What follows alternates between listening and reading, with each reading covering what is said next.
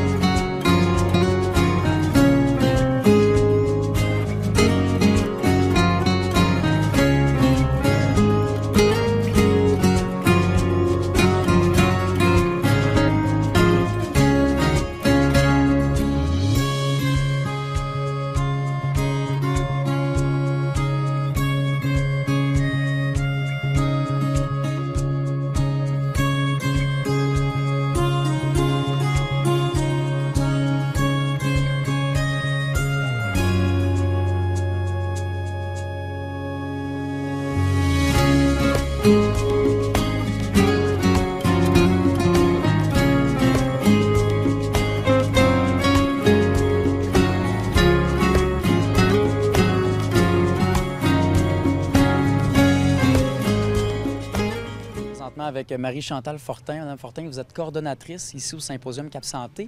Pourquoi on doit venir aujourd'hui?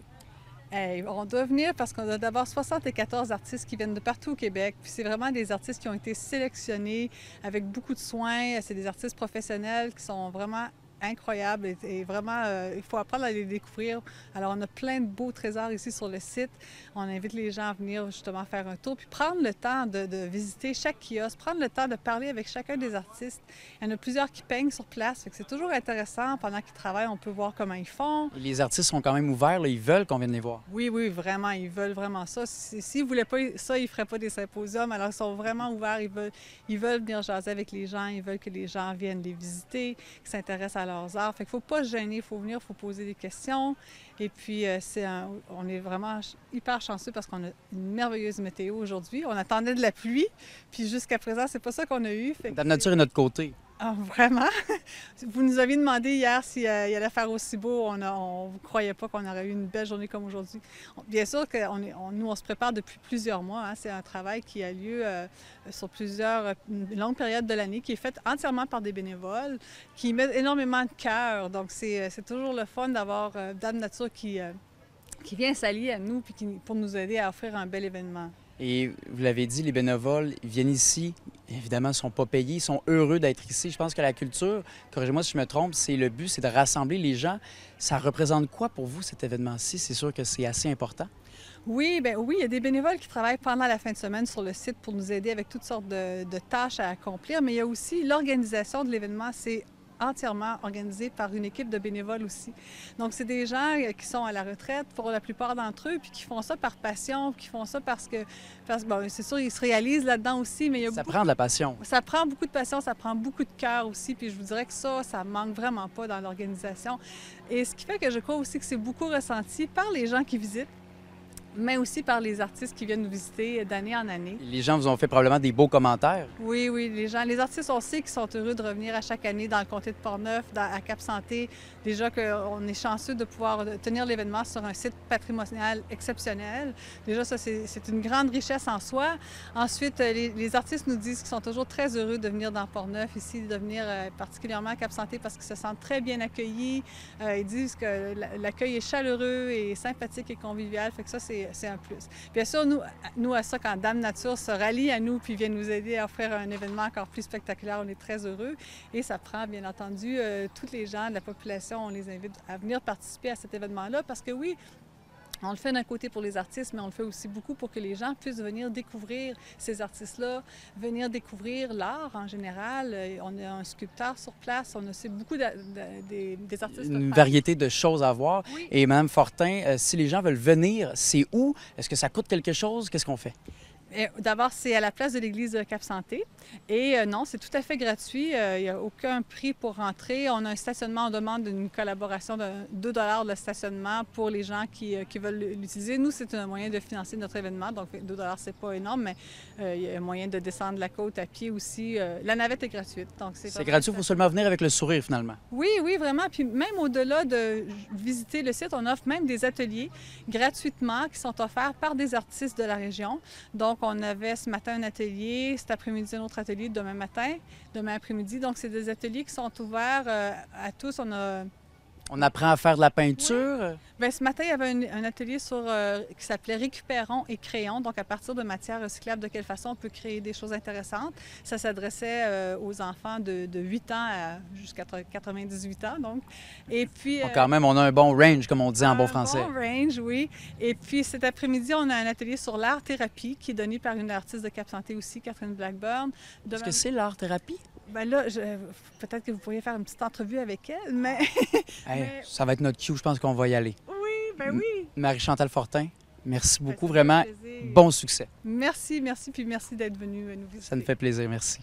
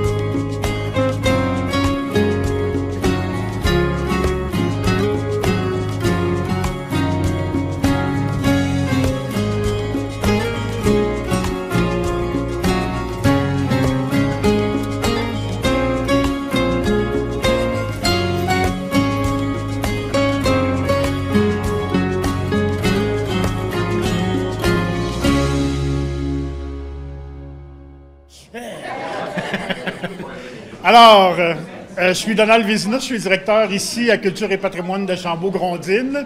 On gère 2 institutions muséales, dont le Moulin de la Chevretière et le Vieux Presbytère, ici à Deschambault. C'est des institutions muséales qui opèrent surtout pendant la saison estivale. Vous comprenez que là, maintenant, il n'y a pas d'exposition. Par contre, la salle est devenue disponible pour faire des activités comme celle d'aujourd'hui. Alors, c'est avec beaucoup, beaucoup de plaisir qu'on accueille Denis Robitaille et Pierre Lahoud qui ont édité ce livre, qui ont publié, excusez-moi, monsieur l'éditeur, qui ont publié le livre Les curiosités de Portneuf. Et sans plus tarder, je cède la parole à ces gens-là, les auteurs et photographes. Donald, parle-nous un peu de la maison ici. Là. C'est quoi cette maison-là? Bien, le Vieux Presbytère de Deschambault, peut-être que vous le savez, c'est le 2e de 3 presbytères. Celui-ci a été construit en 1815. La ruine sur laquelle vous êtes passé en entrant est le premier presbytère, ce qui reste du premier presbytère de 1735. Et le dernier des presbytères, en 1872, est devenu l'hôtel de ville. Alors, on est dans le noyau villageois. Vous vous êtes peut-être rendu compte en arrivant que ça bouge encore. On est en train de restaurer le couvent des Sœurs de la Charité aussi, un très gros chantier, un édifice fabuleux qui abrite la bibliothèque municipale, mais aussi l'école de musique de Niarcan, qui est devenue une institution assez célèbre dans la région. Alors, tout le noyau villageois, si on additionne à ça la salle des habitants qui est devenue un café, le magasin général qui est là depuis 1876 avec la même famille de propriétaires, le noyau villageois de Deschambault est en train de devenir quelque chose d'assez important, pas seulement pour le comté de Portneuf, mais pour la province. Je pense qu'on est un site remarquable à plusieurs points de vue. Je vous épargne tout ce qu'on fait comme démarche pour sauver ce patrimoine-là, entre autres au niveau de la réglementation municipale. On travaille fort. Alors, puis, il faut que je vous dise aussi qu'en 2020, on va célébrer le 50e anniversaire de notre association. Je pense que ça aussi, c'est un phénomène peu commun au Québec. Des organismes de sauvegarde du patrimoine qui ont continué sans défaillir depuis 50 ans. Il n'y en a pas des masses. Alors, je nous félicite et je vous souhaite, je vous souhaite la bienvenue.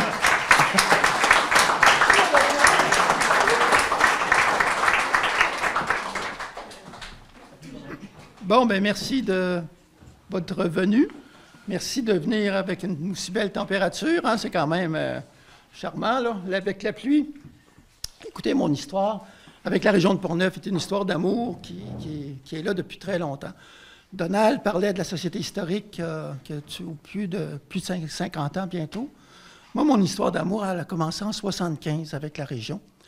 1975 avec un groupe d'irréductibles, dont Donald faisait partie et une couple d'autres, qui avaient commencé à faire un inventaire en 1975 du patrimoine bâti.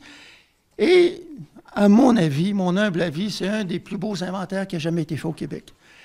Et ces gens-là, ces jeunes-là étaient animés d'une foi puis d'une passion par rapport à leur patrimoine qui était exceptionnel.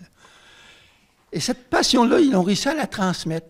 Et d'autant plus beau, écoutez, quand vous pensez qu'il y a M. Bouillet ici, un ancien maire que j'ai connu, Jacques Bouillet, qui a travaillé très fort pour la protection de son patrimoine, qui a été au début de la création de l'Association des plus beaux villages du Québec.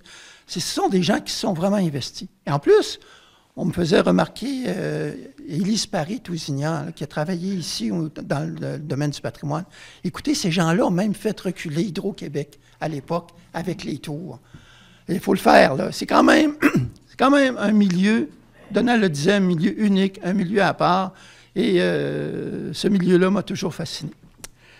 Je suis directeur d'une collection avec Gide, une collection qui s'appelle Curiosité. Curiosité, en fait, je ne sais pas si vous vous souvenez, à l'époque, dans les années, on lisait beaucoup ça, dans les années 60, le Bulletin des recherches historiques.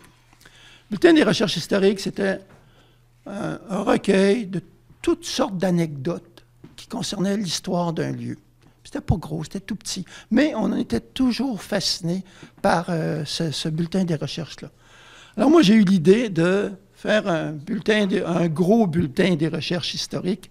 Et Serge et Caroline l'ont intitulé « Curiosité ». J'aime encore beaucoup ce mot-là, « curiosité », qui explique vraiment ce qu'on veut aller chercher. On va aller chercher, dans le fond, des éléments qui sont rattachés à l'histoire et qui sont ancrés dans le territoire. Et souvent, c'est des lieux insolites, des lieux inconnus, des lieux qui vont vous surprendre et qui nous surprennent aussi généralement. Et à travers cette collection-là, bien évidemment, on va faire le tour du Québec et on s'est attaché pour notre dernier à celui de Portneuf. Portneuf, c'est aussi une région de gens passionnés en patrimoine, mais de gens extrêmement généreux. Quand j'ai commencé à solliciter du monde pour aller chercher de l'iconographie ancienne, de l'iconographie tout court, j'ai tout de suite eu des oui partout, partout, partout. Daniel Simoneau ici pour il y a eu Denis Baribeault qui a été vraiment d'une générosité exceptionnelle. Patrick Bouillet, qui à un moment donné cherchait des photos de l'avenue de Charles de Gaulle à Québec, à Donnacona. Patrick, il dit, m'a organisé ça. Il les a bien trouvés. Et on a des photos extraordinaires de l'avenue de Gaulle. Tout ça fait avec, évidemment, Denis et moi, on a eu un plaisir fou à travailler là-dedans, à faire le terrain aussi ensemble. Mais on a surtout l'appui d'un éditeur assez exceptionnel. Écoutez, Gide, c'est probablement un des meilleurs éditeurs au Québec concernant l'histoire du Québec. Il s'investit à fond dans ses projets. Pas juste Serge, Caroline aussi. Quand je vous dis qu'il travaille, toute petite équipe comme ça, écoutez, publier plus de 50 livres de cette qualité-là sur le Québec, c'est très rare en une année. Alors, merci beaucoup à vous deux. Vraiment, grâce à votre soutien, on est capable de faire encore de belles choses au Québec. Merci aussi à Denis, avec qui j'ai eu un plaisir fou pour faire ce projet-là, avec qui j'ai découvert énormément de choses. Et, écoutez, je vous souhaite juste une très bonne lecture en attendant que Denis parle. Mais il va parler 5 minutes, hein, on s'est entendu. Merci. Promesse faite.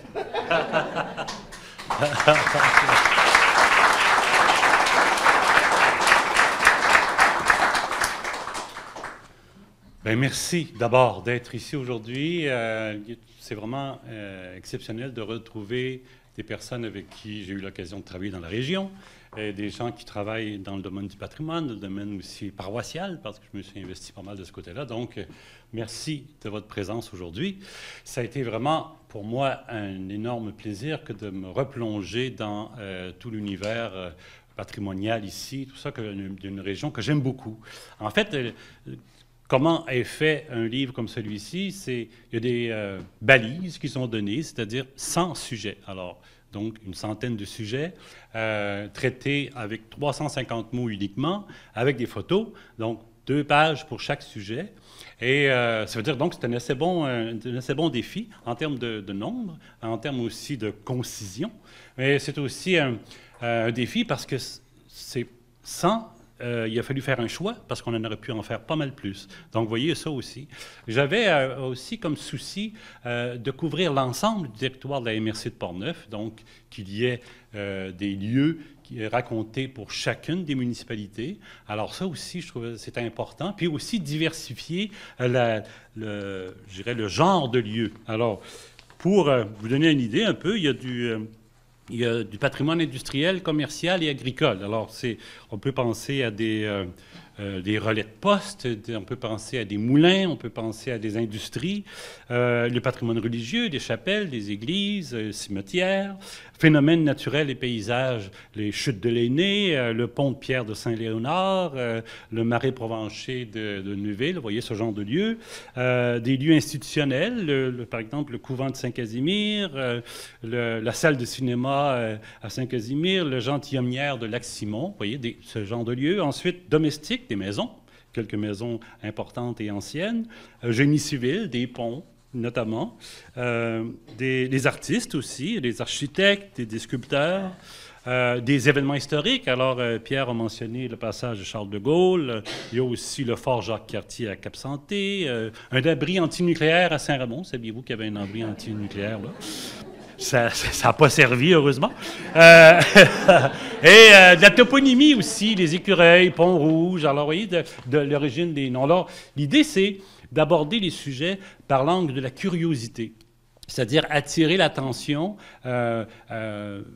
sur un aspect, parce qu'évidemment, On pourrait aussi décrire, par exemple, on écrit une architecture, une église, par la manière qu'elle est construite, mais c'est intéressant de voir les personnes qui ont travaillé, la manière que les gens l'ont étudié. J'ai beaucoup abordé les sujets par la mise en contexte, dans quel contexte les choses ont été faites, et puis peut-être juste pour vous donner une petite idée, je pensais vous partager un endroit qui est ici, juste à côté, c'est la salle des habitants. Voilà. Alors, je vous lis ça rapidement. Ça vous donne une idée comment j'ai traité la chose. De tous les coins de la paroisse de Deschambault, les carrioles convergent vers l'église en ce dimanche matin d'hiver. Enfants, pères et mères sont emmitouflés dans les fourrures. Les chevaux en sueur dégagent une légère vapeur blanche. On s'empresse de les couvrir pour éviter qu'ils ne prennent froid. Et les gamins leur servent leur ration d'avoine. Les paroissiens les plus éloignés ont fait plus d'1 heure de route. Tous entrent se réchauffer dans la salle des habitants en face de l'église en attendant l'heure de la messe. L'intérieur est divisé par une cloison, les femmes et les enfants d'un côté et les hommes de l'autre. On y échange les plus récentes nouvelles. On commente la température, les derniers jours. On s'informe sur la santé de l'aïeul et du nouveau-né. La section des hommes s'emplit de fumée de tabac, celle des femmes du babillage des enfants. Pas question de collation, il faut être à jeun pour communier à la messe. À l'appel des cloches, manteaux, foulards et mitaines sont enfilés et l'on traverse la rue pour gagner son banc dans l'église. La salle des habitants de Deschambault est une des rares à avoir été préservée au Québec, construite en corvée par les paroissiens dans les années 1840 et aménagée sur un seul étage. Elle a conservé les âtres qui servaient à réchauffer les paroissiens. Aux deux extrémités de la façade, les portes rappellent les accès réservés aux deux sections séparées. Avec l'arrivée de l'automobile, la salle perd sa fonction initiale. 100 ans après sa construction, on la transforme en logement pour le sacristain, tout en y maintenant une vocation de lieu de réunion, notamment pour les assemblées du conseil municipal. Après avoir été sauvée de la démolition en 1974, elle devient un comptoir d'artisanat, un logement pour le curé, une boulangerie, une résidence. Elle est aujourd'hui un café.